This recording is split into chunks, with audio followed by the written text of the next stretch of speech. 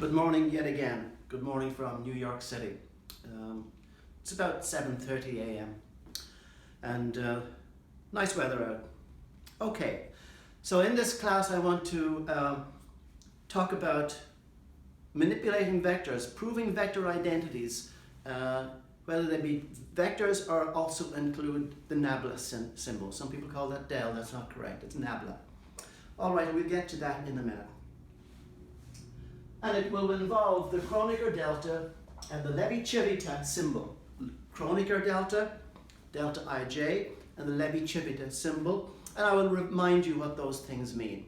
Now, what you guys should do is go back to lectures 5 and 6 on college physics, where I talk about vector products.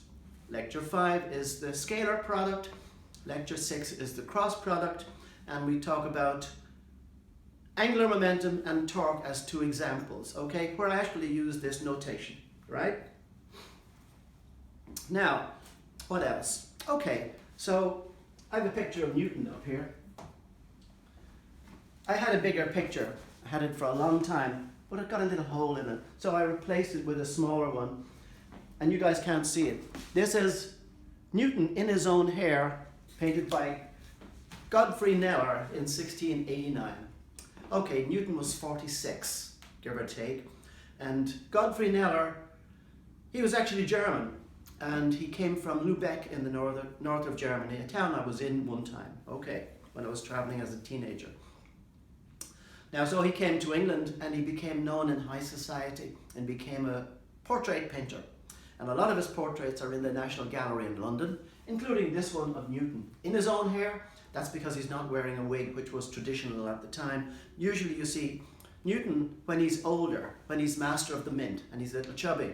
But when he was productive, he's 46 here, this was even years after his greatest productivity time. All right, so that's Newton in his own hair. And Newton was master of the mint. As master of the mint, he made a lot of money. He was a tough cookie. He had a lot of people executed, actually. Now, you often, well, what did he do as master of the mint? Here's one thing he did as master of the mint. Do I have a coin here? No. But if you take an English shilling, it has edges on it. And I think quarters have also this too. But the shilling was silver, or a sovereign could have been gold. And Newton put those little ridges around the edge of the shilling because this is what people used to do. Shillings were silver and sovereigns were gold, and people would file off the edges of them and accumulate gold over time, and the sovereign, let's say, would shrink in size and it would be worth less because the actual metal had its value. Okay, the intrinsic value of a coin was in the metal.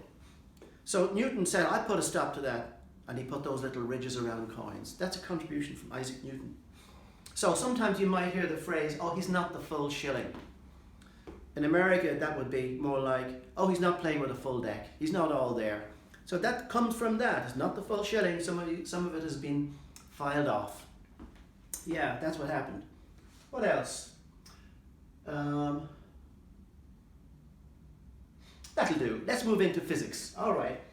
This example I'm going to do later on is a thing called the Runge lens vector. And to show that it commutes to give this term and a Hamiltonian, and it also commutes with the Hamiltonian of the hydrogen atom, is a big job if you don't know how to use these two guys here. The first one is the Kronecker Delta. So we're going to look at things like this. I've done this already.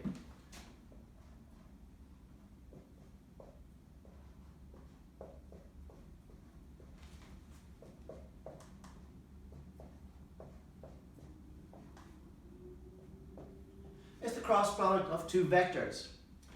Now, this is going to generate a vector. Some new vector C.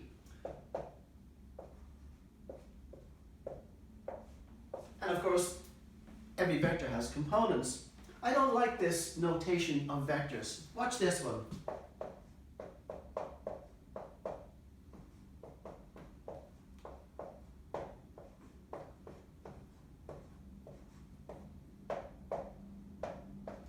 That identity. We'll prove this today.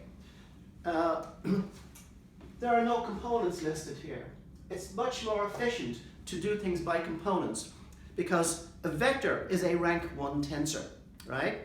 And a rank 1 covariant vector versus a rank 1 contravariant vector, when you're talking about covariant and contravariant components, you look at the vector a different way. But what happens is this: we normally look at components, in orthogonal spaces, and I talked about Cartesian, I talked about contravariant and component and covariant components in another separate lecture. You can look it up if you want to, but we don't need to know about the tensor part of it yet. However, doing tensors in terms of components is the best way, as far as I'm concerned, to study general relativity and ordinary classical tensor calculus. But there are no components listed here. So let's launch into the component form of this notation. This here. This vector C is going to be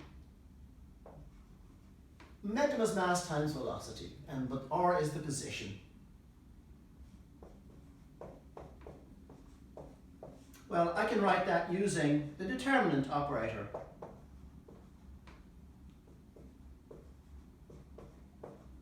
And this gives me the ith component because these are summed over. So we'll show how this works today. I've actually done this. I've shown you how to use these things, and there's an M there too. Okay? So we'll get up to that yet again, but not yet. Now another example of this would be torque. Another would be the Poynting vector.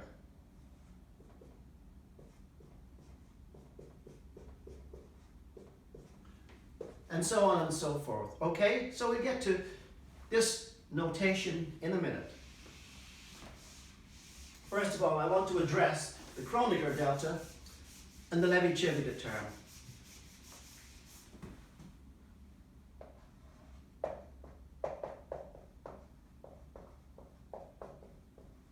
That's the Kronecker delta. And what does it mean?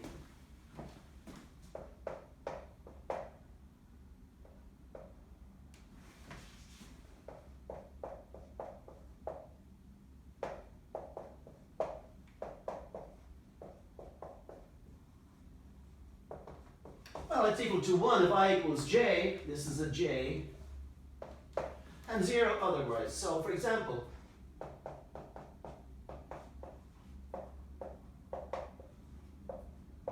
in 3 dimensions, these are the only non-zero components.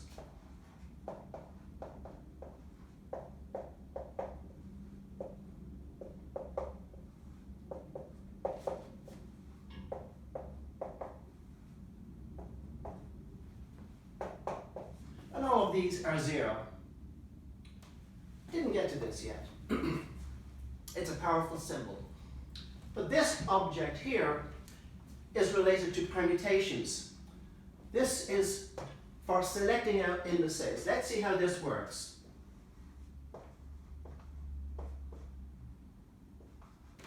Suppose I have some vector components n.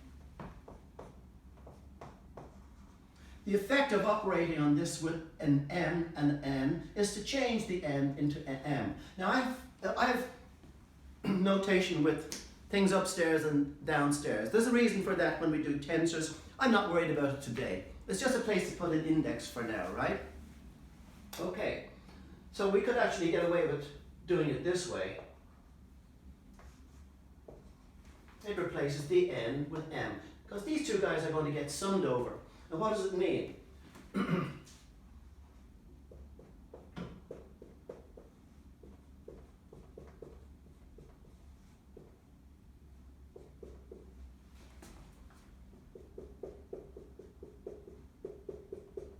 Just summing the components T1, T2, and T3, if that's a vector.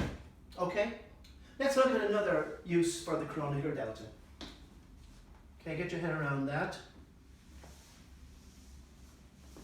Oh, I'll do another one.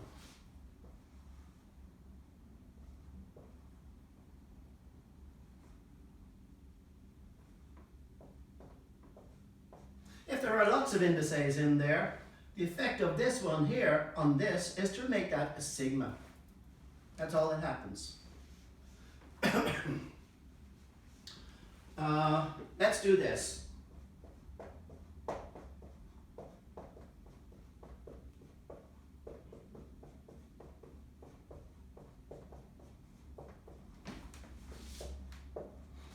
the dot product that I discussed in lecture 5 of college calculus, college physics.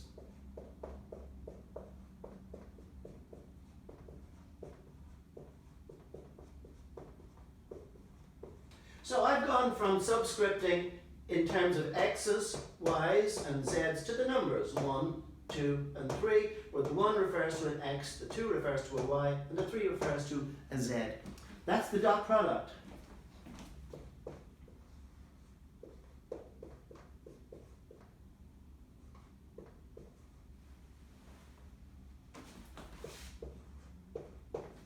It can be written like that, because as I said, the effect of operating on the I is to make it a j. And the effect of having a repeated index means that they are summed over. That's the famous Einstein summation convention. Because when things are repeated, we don't need this symbol. It is absolutely redundant once you know that you were summed over a single repeated index, an index that shows up twice, okay? If an index shows up 3 times in a calculation, you've made a mistake, right? So that's the Kronecker Delta. Let's look at the permutation symbol. That's Newton in his own hair. At the end, I'll bring the camera over so that you can have a better look at that picture. It's a bit clearer. Okay, so this one here,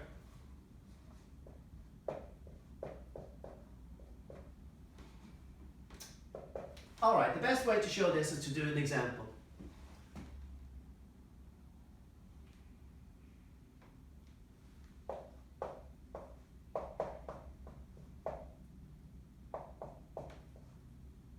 If any 2 indices are the same, in other words, if I is equal to j, or if k is equal to j or I, then this object is 0.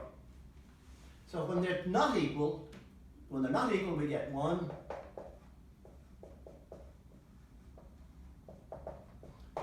And 0 otherwise.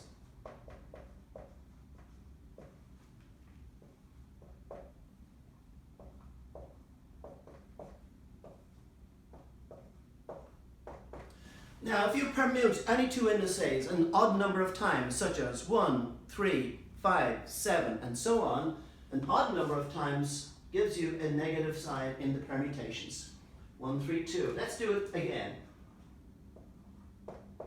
I'll swap this index over here, and we change sign again. So therefore I can say the following.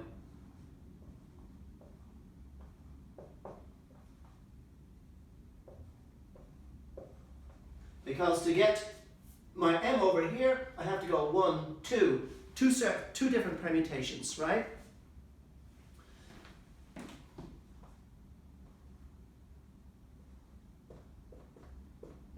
And 3, 2, 1 would be -1.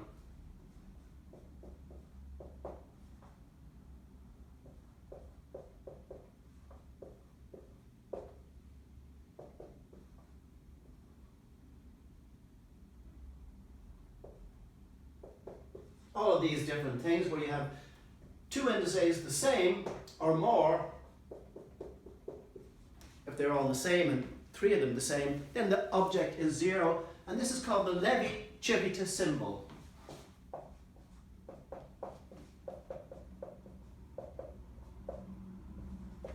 Levi Civita, that's the symbol, okay? Now, let's do some. Actually, I'm not going to prove this identity, because to prove it, I'd clutter up the board. You can do it at home. It's quite easy to do. You just write down all the different possibilities. So here's the result.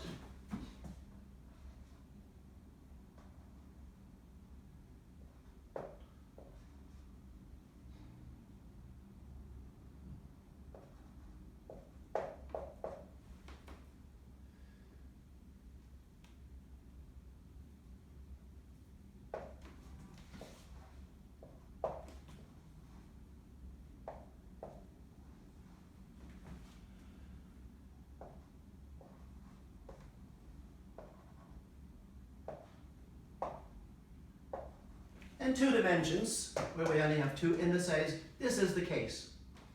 But also, this this is the case.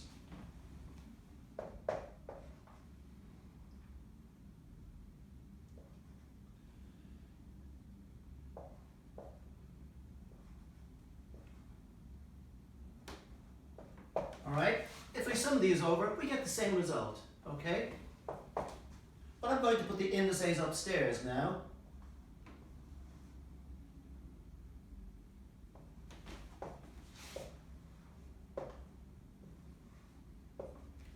And an M and a J get reversed on top. Yeah? This is very useful for proving lots of identities. It's difficult to manipulate this guy on its own, but when you translate it to Kronecker deltas, you can actually select out indices and show the calculations. All right? Now this is the only result that we need, and to show that, this is what we have to do.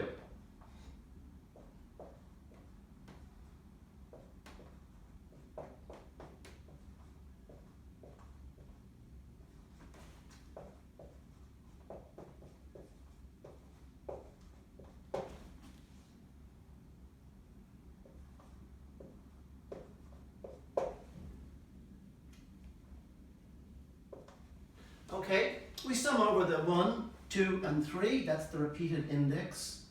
Because really that's saying sum over A equals 1 to 3. And there I do it. Now what can these two be? These two can only be 2 and 3, or 3 and 2. These two can only be 1 and 3 and 3 and 1. 1 and 2 and 2 and 1. And then you have to put in the values for these epsilons when they are there, and you will find that this is what you get, okay? I'm not going to go through all that by hand, because using this, we can get to this. These two, right? All right, so we're going to use this result, but not, let's just clean the board first. Godfrey is still there with his buddy Newton.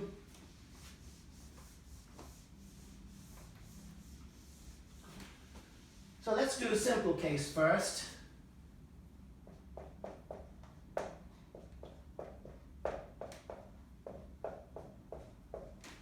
This is the dot product between two vectors.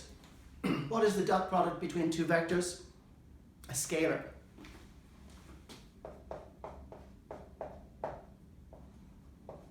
This is going to be some vector G.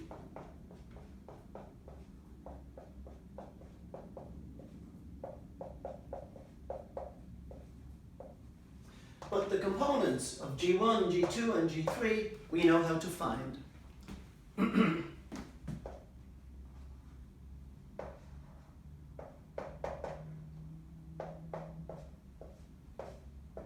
They're going to be the J components of the cross product.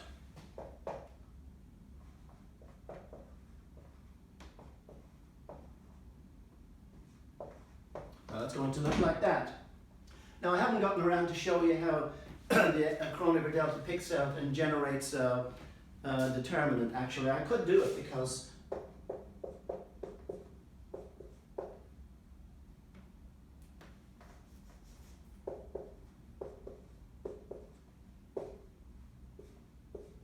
another way to get the cross product is to do this.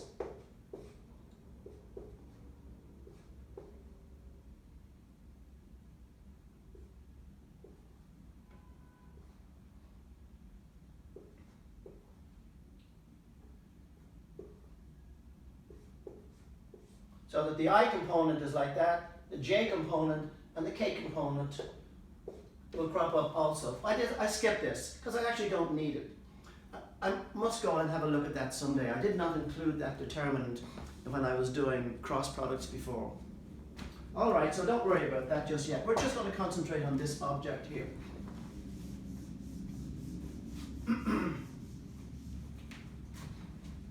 The GJ is this.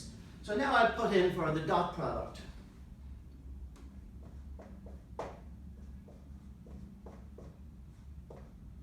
Well, it's going to be A times this first component, and so on and so forth.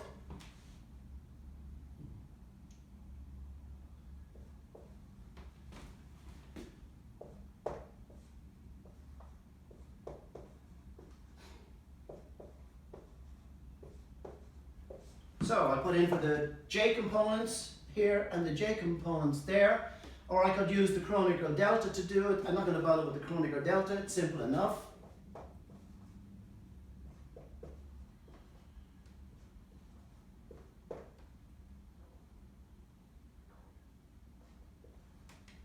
Now, did I do something wrong here? A, this should be an A, I'm sorry.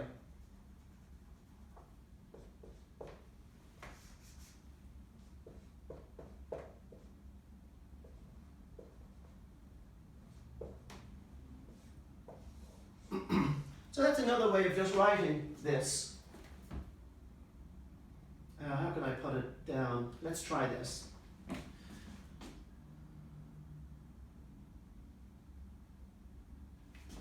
Let's see, what way did I do it before?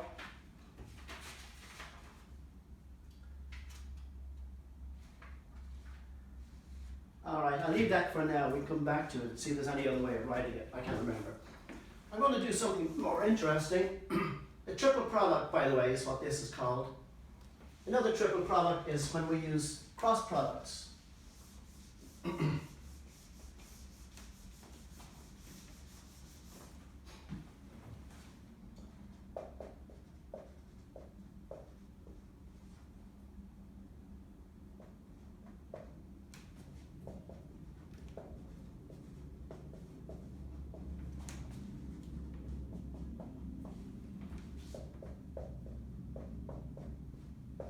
Now the first thing to ask ourselves is this a vector or a scalar?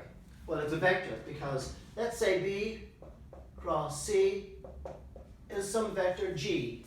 So we have A cross G, right? And G is going to be, if I do its components,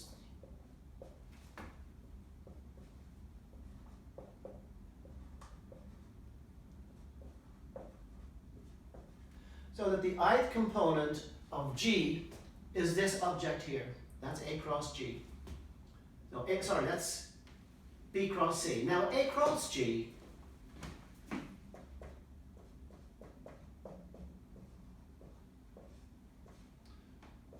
is going to have components, and we'll label them by P.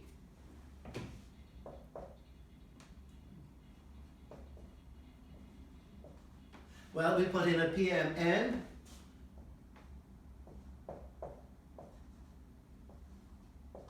PMN and a GN, okay?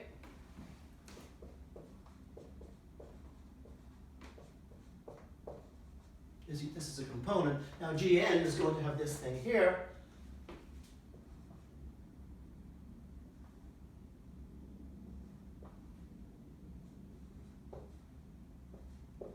That's what we get.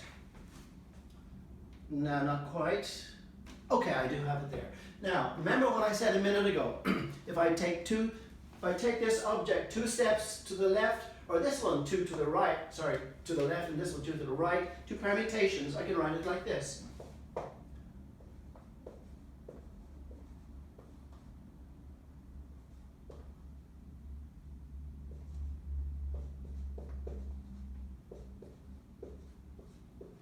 Now this object here and this object here, these are just densities, they're numbers. So I can take them out, they commute with these things here. So that's the end expression. Now remember, PMN and RSN are summed over the n's.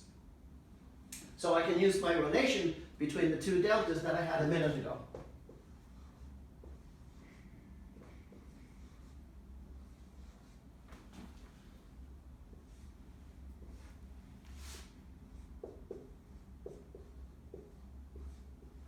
So that's my expression when I substitute in for the product of those 2 Levi Civitas. Now I go PM. I'm going to put the indices upstairs. And, sorry, PM and RS. But now reverse them.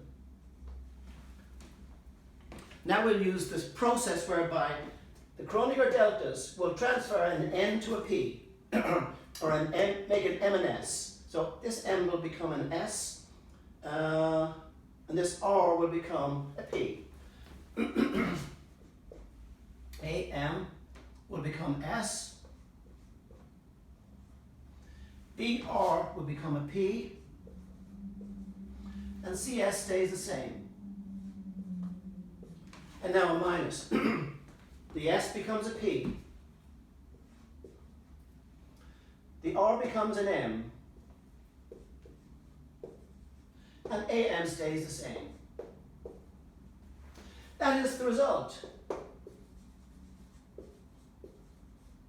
But to let us see why it's similar, I can write this as follows.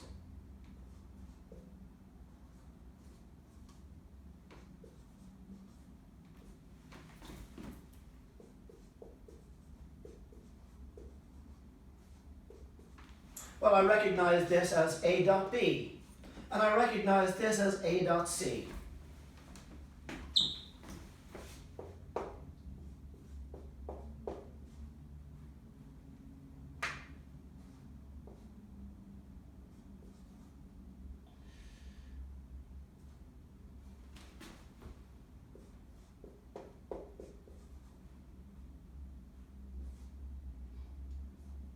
So therefore, it's a scalar times the vector, and another scalar times the vector, but these are the vector components, because we're talking about components here. But if I was to write it out for all the components, it would be a scalar times C and a scalar times B.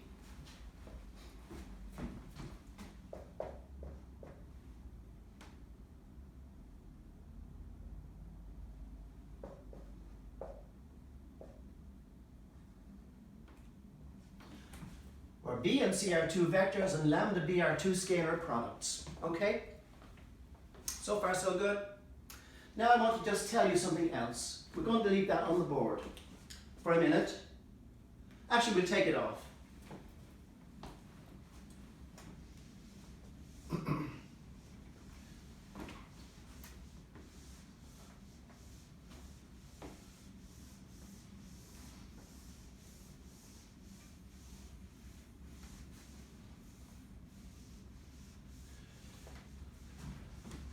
I can use this operator instead, because this is a vector operator.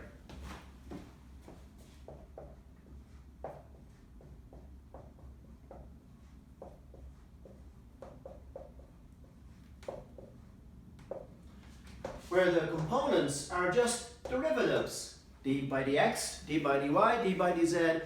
Some people call it del. It's actually called nabla, because it's an upside down del, right? Okay. It's the gradient operator.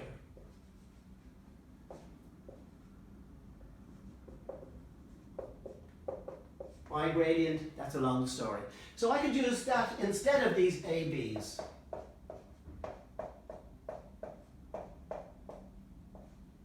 So if I take del cross C, I'm going to get this, right? A dot C will be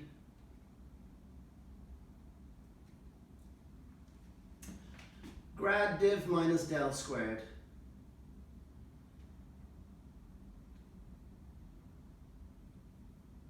Now it doesn't fit in exactly, I'm not sure. I'd have to go through it all again, but you could go through the works.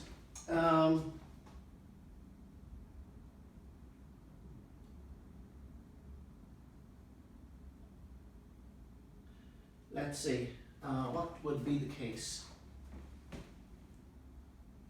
Make that and that, that's an A and B, and it's operating on C.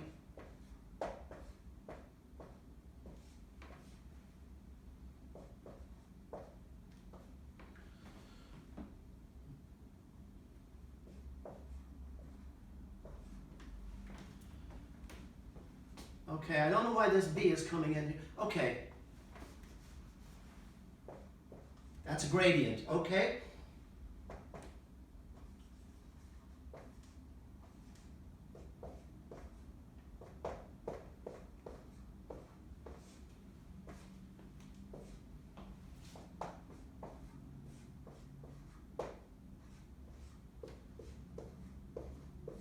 And we get the famous grad div minus del squared equation just by replacing A and B's with the nabla operators. Or I could go through the whole step, multiply out by the Levi Civita symbols and we'd get the same result. All right, so I said I would give you a closer look at Newton before I wrap this up. Good picture of Newton, let's do that.